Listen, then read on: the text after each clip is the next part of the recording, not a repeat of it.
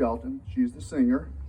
About 12 years ago, Holly was working at a assisted living facility here in town, and she was the activities director, and this gentleman came to her yoga class with one of those little mats, and he wanted to learn how to do yoga.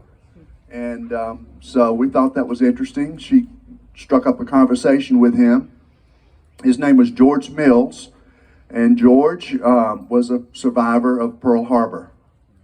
And he, as a few months later, he said, I'd like to go back to Pearl Harbor to say goodbye to my buddies one last time, and for the 70th anniversary. So Holly and I were just going to take him. And then the other Pearl Harbor survivors here in Pensacola found out about it, and they said, we want to go too. So Holly, with some other help, raised over $40,000 to get these guys to Pearl Harbor.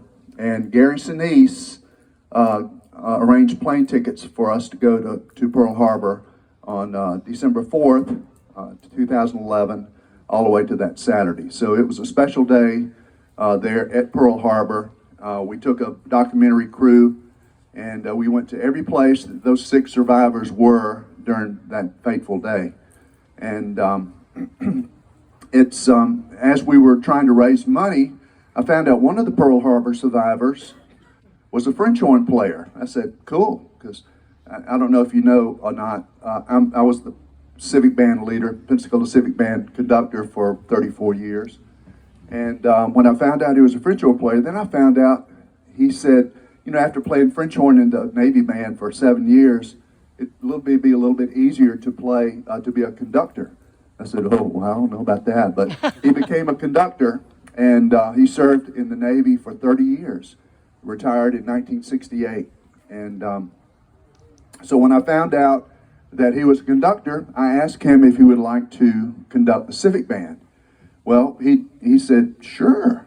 And I remember that first rehearsal, he came off the podium and said, Frank, when's the last time you conducted a band?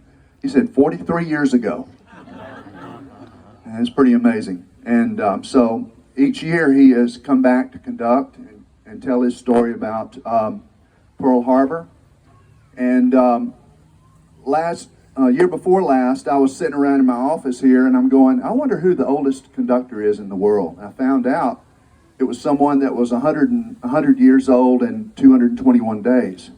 Well, Frank was going to conduct on Memorial Day 2 years ago, and he was going to be 101 and 6 days. I said, cool. So the Civic Band sponsored him to Guinness Book of World Records, and he is now the oldest conductor in the world, which is pretty amazing.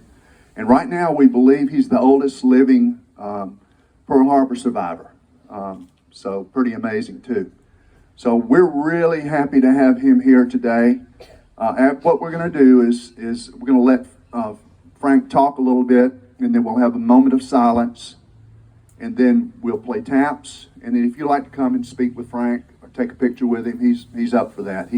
He's a celebrity. He just told me just a few minutes ago that he's getting letters from Europe, people in Europe want his autograph, which is pretty amazing.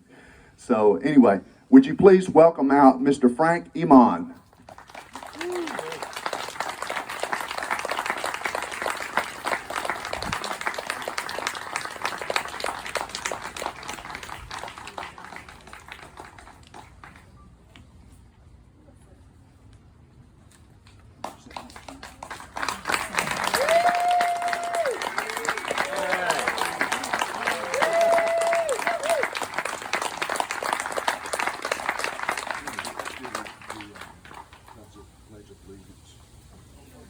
Let's start our ceremony with the Pledge of Allegiance.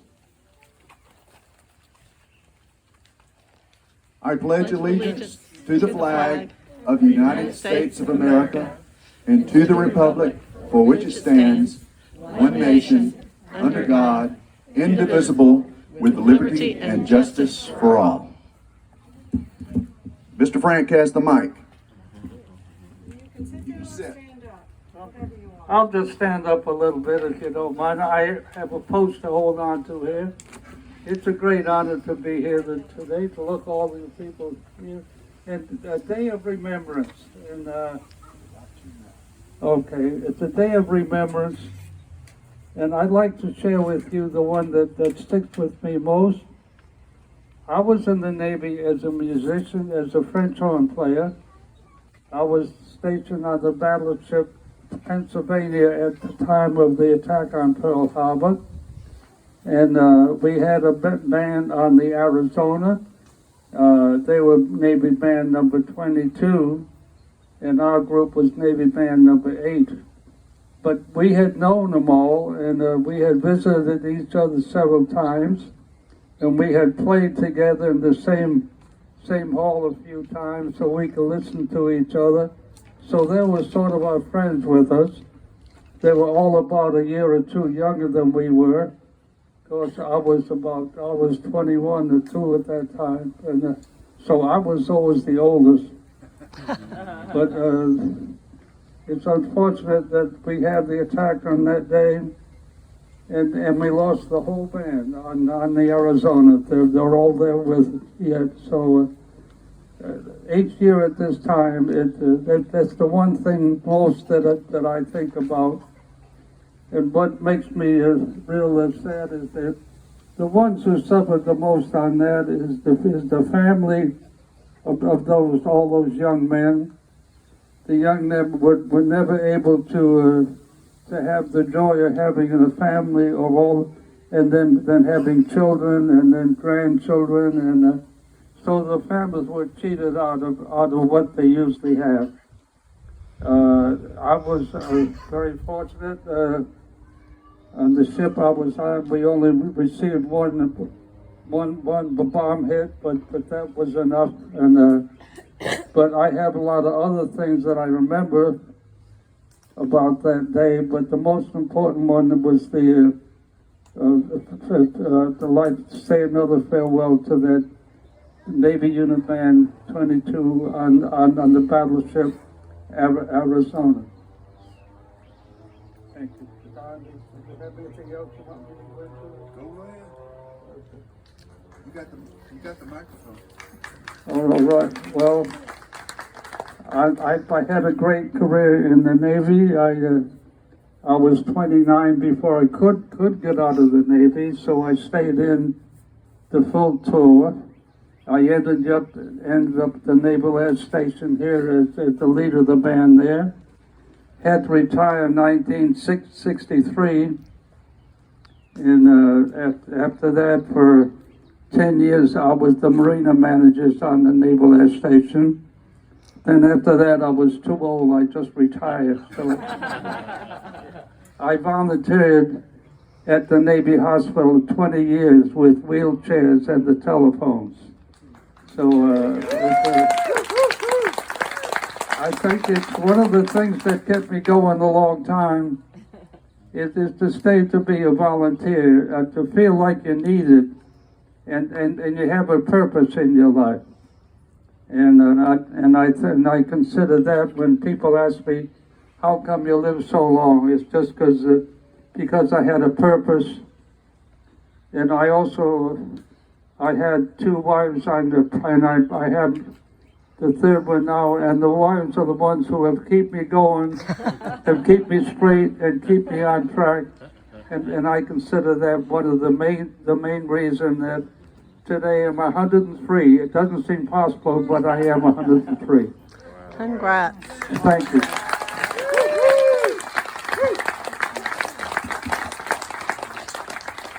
I got to tell you, 3 years ago, 4 years ago now, have a seat, Frank.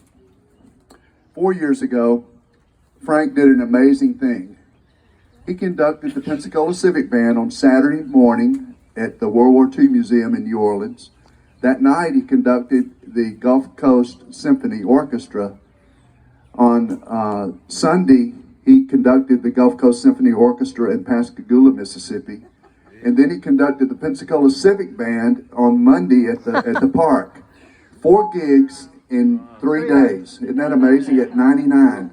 Wow. then when he finished that concert with the Civic Band on that Monday, he says, "When's my next gig?"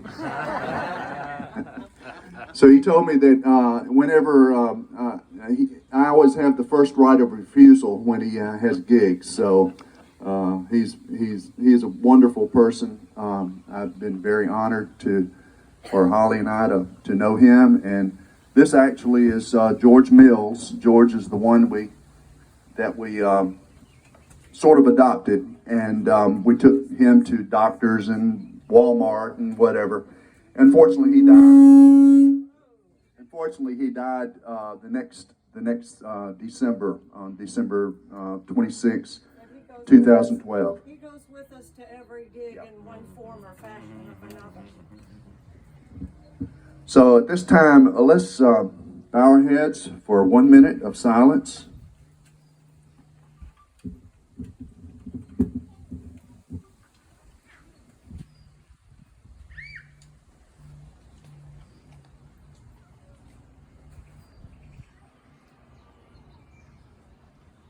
Remembering those we lost.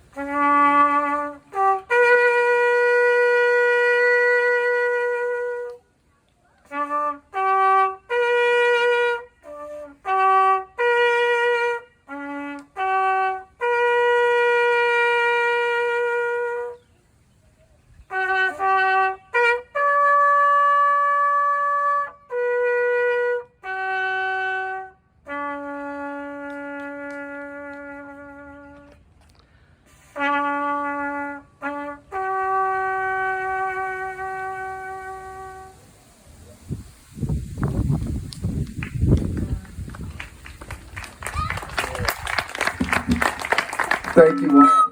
Woo! Thank you all for coming.